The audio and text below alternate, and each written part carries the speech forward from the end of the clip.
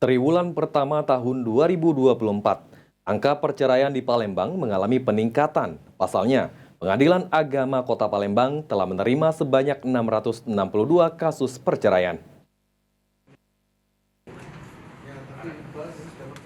Pada triwulan pertama tahun 2024, kasus perceraian di Kota Palembang mengalami penurunan jika dibandingkan tahun 2023 lalu. Disampaikan jubir sekaligus Hakim Pengadilan Agama Kota Palembang, Muhammad Iqbal. Pada triwulan pertama tahun 2024, Pengadilan Agama Palembang telah menerima 662 kasus perceraian. Dengan 500 kasus cerai gugat dan 156 kasus cerai talak. Jumlah tersebut mengalami penurunan jika dibandingkan dengan triwulan pertama tahun 2023 lalu, di mana tercatat sebanyak 794 kasus. Itu perkara perceraian, baik cerai gugat maupun cerai talak. Ya.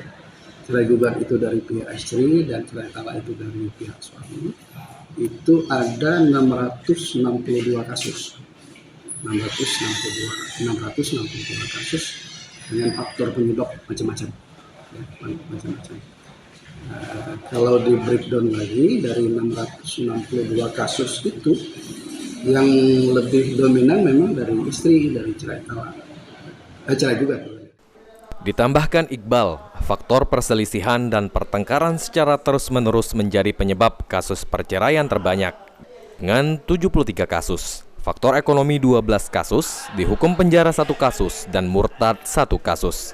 Sampai dengan bulan April, jumlah kasus perceraian yang telah diputus oleh Pengadilan Agama Palembang berjumlah 713 kasus. Ilham Wahyudi, PAL TV.